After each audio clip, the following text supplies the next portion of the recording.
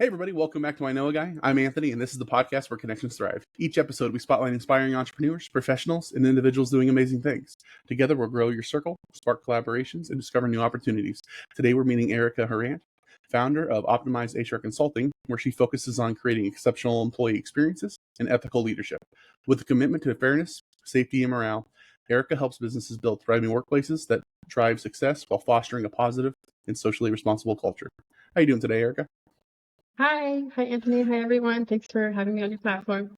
No, I'm excited to have you. You're doing some awesome things. You have a really interesting story. It's not your most pedestrian story, so I was excited to have you on. There's people out there that need to get to know you a little bit. So, in that vein, starting off, where are you calling in from? Where are you located? All right, so I am calling from the vibrant city of Orlando, Florida. However, I was born in Pittsburgh, Pennsylvania. I was in the military for 10 years, so I did move around a lot.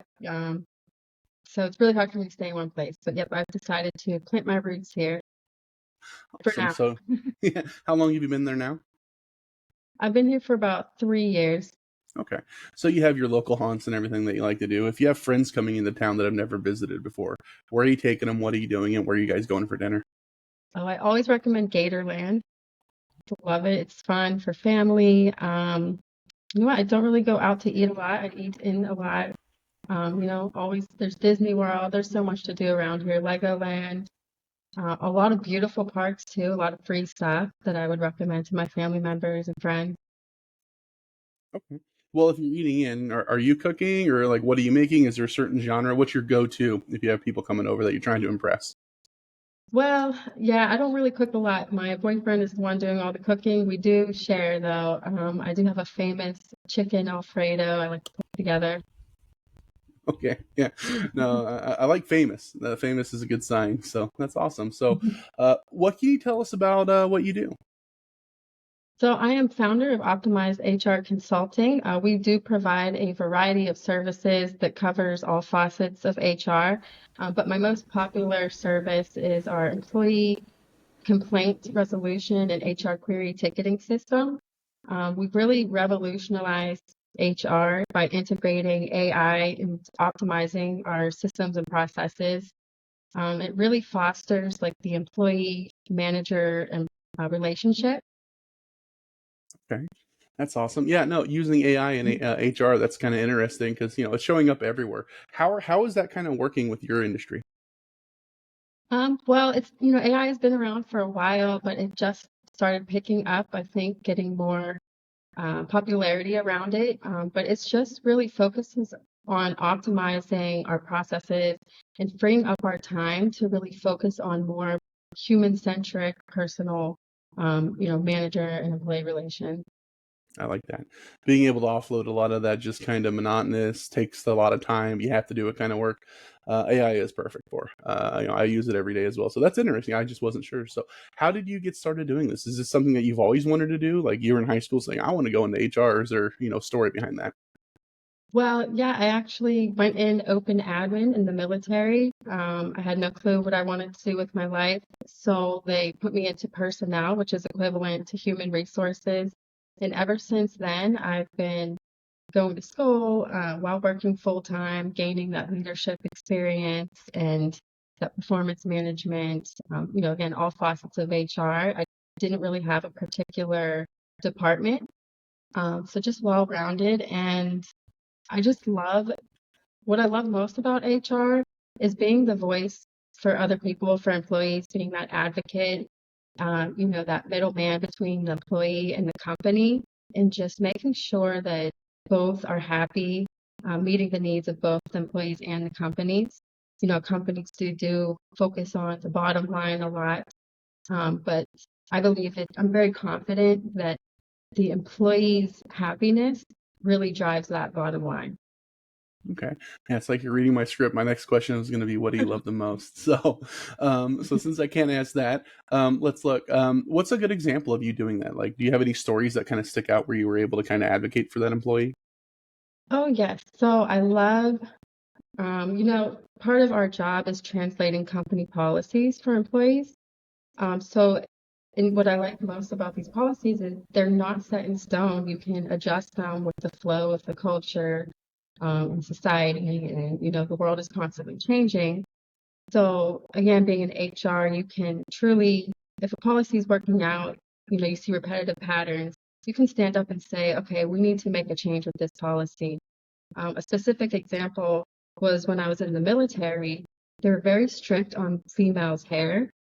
And there was a script in there. It says you had to have natural hair. And there was one colleague of mine, she was Black, and she came in with a blonde wig.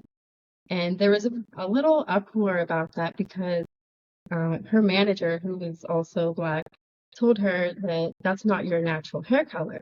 That's when I stood up and I said, no, we need to look at this policy because it says a natural hair color. And you know what, that small change and that small voice, I don't know if you were aware, but it did make a huge difference in the world. They rewrote um, the entire policy around hair in the military. They made it more lax, and now Black women can go in with braids in their hair. So I was excited that I was able to kind of stand up for that, and I think it made a big change. I'm not saying it was me, but I believe it created a ripple effect. No, that's awesome. And a lot of times it takes a lot of those ripples to get anything moving. So even being a part of that, that's amazing. So that's Yeah. really interesting. Um, on your business side, what does like your average client look like, or the avatar of them, or what are the pain points that somebody might be going through that if they're dealing with X, Y, Z, you're the person that they should be talking to? So average client, I would say we don't have a specific industry, right? HR is HR, no matter which industry you're in. So we can accommodate any industry. I've been in hospitality, warehouses, and just technician kind of based fields. So no specific genre in that department. Um, but so the most pain points that we can focus on is if your company's experiencing high turnover, performance issues, and just if you're wanting to improve your culture. That one service that we do offer, although we do offer a variety of services, but that one service is kind of like the hub of everything, where it's the HR complaint and ticketing query system, where we intake complaints and just regular HR queries, and just kind of improving the company employee relationship by conducting thorough investigation, translating policies for them right away, um, and just taking every complaint seriously. There's no complaint too small. Really being, adding value to each employee's voice and following up with it in a timely manner. It really helps build that relationship and improve the culture. Okay. What about power partners? What are other industries or professionals that you synergize really well with, or you find a lot of collaborations working with, referring back and forth? So I find a lot of synergy with financial consultants, benefits consultants, and AI experts. Okay. So we And kind of have the same, sorry. no, you're good. Keep going. We do have a lot of synergy there, although our jobs are different, but we do have the same bigger mission, is just uplifting employee morale and making sure they're taken care of. Yeah, I like that. That's where you find the best power partners, are the people that are doing something similar in like an adjacent field, and you're able to have a little bit of that overlap because it makes that work exponentially better, because you can both help in that area. So I love that. What advice, since you've been in HR forever, and you were in the military, and now you're starting your own business, what advice would you give a new or aspiring entrepreneur? So a new inspiring entrepreneur, especially in this field of HR, I would advise them to don't be afraid to stand up against the status quo, right? It's when you stand up for change, you're going to get pushback, but stay strong because that's when the most change is made, right? And if you don't stand up and be that voice for your employees, then it's like nothing's going to change. It's going to stay the same. Um, so quick, edit this out.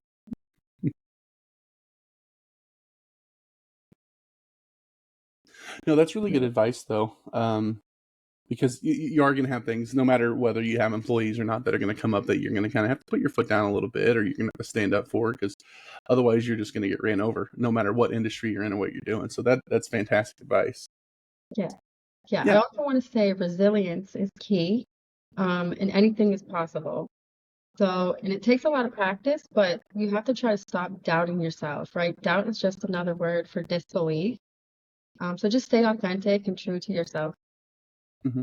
No, that's absolutely true. You do need to have some thick skin to be a little resilient in order to be an entrepreneur at all, because there are some hard things that are going to happen. I've talked to people, and I've said this before on here, I believe, where people are saying, "Oh, I want to be an entrepreneur because I want to work half days." It's like, great. Which 12 hours do you want to work, right? Because it's not easy. You're going to have good days. You're going to have bad days. It's going to ebb. It's going to flow. So having that resiliency, that's what's going to keep you in business. So fantastic Absolutely. advice. How can businesses create a positive workplace culture that boosts employee morale? So I believe just focusing on the employee's happiness, right? Making sure that they have everything they need, the resources and tools to do their job. If they're happy, their performance is going to be phenomenal. So, and you'll see it in the bottom line. Um, Improving the culture, I think focusing on how managers are handling employee relations, right? That's why at Optimized HR Consulting, we offer the services that we do just to have that third party, unbiased, professional kind of step in, right? Because we don't have that emotional connection like employees and managers do, right? They work together all day long. So it's always good to have that unbiased viewpoint and kind of just mediating between the employee and the manager. And then, we're the experts, so we can really consult on the best practices and how to follow up, especially with disciplinary actions. I also want to point out that disciplinary actions is not a punishment. It should be a rehabilitative tool, right? You're rehabilitating your employee to improve their performance. And again, just making sure that they're happy and have the tools and resources to perform their job. Absolutely. How can ethical leadership improve both employee experience and business success? I think most importantly, it's the reputation, right? You want to build that reputation, that positive reputation with the employees, make them want to come back. I think unethical leadership is going to lose trust, and it's going to just hurt your reputation. Businesses might keep their head above water, watching for employees, um, but having that ethical viewpoint will keep them coming back and a positive culture. Okay, and then how can HR strategies help companies build a socially responsible and thriving workforce? HR strategies can help improve the social workforce or social responsibility. Sorry, I need to redo that one. So, oh, that's what I wanted to say. So, as a business owner or manager, when you take a leadership role, you have that social responsibility to uplift humanity and your team around you. Because you're in a position of power where you have so much control of the environment that they're in, their pay, um, and making sure that their voice is being heard, right? Like, let's talk about salaries. If they can't pay their bills, if they're having money management issues, you're really that in that position where you can advocate for them and again give them the resources and tools to help them improve and keep them happy. Yeah, that's awesome. I know when it comes to HR, there's so much to it, because you're kind of on both sides. You're kind of working with the company, saying, okay, here's the things that we need to get done, but then you're also working with the employees, saying, you know what, this is the things that they need to do it. So it's an important step, and it's a lot of times overlooked, especially in the small, medium-sized business where it's like, wow, we don't have the budget to do that, so we'll just figure it out, and it leads to a mess that needs more money later to untangle. So. I know we could spend a lot of time on all of that, but just in general, is there anything that I missed or failed to ask that you wanted to add? Yeah, I did want to also add and kind of emphasize on that I am a data enthusiast, and the systems and processes that we have in place really collect a lot of data where we can make astounding HR strategies to tackle um, and pinpoint problems in that specific business. Um, so, for example, Um, I guess what I encourage our managers to do is to submit a complaint, like if an employee is tardy, right? So they'll submit the complaint in our system, and then we keep meticulous records of these patterns. And then again, we have that, like, we really don't want managers to have that interface with the employee when it comes to disciplinary. So we'll have an HR expert come in and kind of investigate why was the employee tardy, have that unbiased approach and figure out really what's going on. And then we go back and recommend a disciplinary action with the manager. And then again, this is all kept on file. So if there is repetitive behavior such as tardiness, we'll be able to pinpoint it and then put in effective rehabilitative measures to help improve the employee's performance. Yeah, no, that's really important, because if it's just left to the manager and they've had a bad day, the quality it's going to be varied, right? They're going to maybe Exactly. misremember, maybe they're going to be influenced by XYZ outside thing, and it's going to be a big deal or not a big. It's just being able to track it, and like you said, being passionate about the data part of it, saying here's what's been happening, here's the trajectory, here's we know for a fact we've had time to look over it with a clear mind, third party, whatever it be, and not just in the moment just be yelling at somebody, because that's never worked, right? So Exactly. doing it in an efficient way, that's awesome. Exactly. For people that are wanting to improve their HR or have questions in general, what's the best way that they get a hold of you? Where can they find you? So you can book a consult on our website, www.optimizedhrconsulting.com, or you can book an appointment with myself. The link is in my LinkedIn profile. Perfect. I'm going to put all that in the show notes, so it's super easy to find. So you just go down there, click, and schedule that. If anybody would like to get a hold of Erica, do it. You're going to walk away, happier, knowing more than you did going in. And there's so much to this. She's a wealth of knowledge. We barely scratched the surface. We haven't even touched the surface yet, to be honest, with HR. It's a huge area, and there's a lot of us that could definitely use help with it, because maybe we are that manager that you kind of fly by the seat of your pants, and you yell some days, and you don't some days, and nothing works, and you're just frustrated. So you don't want to be there longer than you need to. So go figure it out. Get some help from an expert like Erica. But other than that, if anybody would like to get a hold of me, you can find me at ikag.me. You can find more episodes, subscribe to our newsletter, and connect with our growing community of awesome people like Erica. If you or somebody would like to be interviewed, you can also apply on the website. But Erica, I really appreciate you taking the time and coming on. You're doing awesome things. We need better HR. We need just better work environments for everybody, because it varies. Some are really good, some are less good, and there's a lot in the middle that we can improve. So really happy there's people out there like that doing that for folks. So let's all go out, have an awesome day, and grow our circles. All right.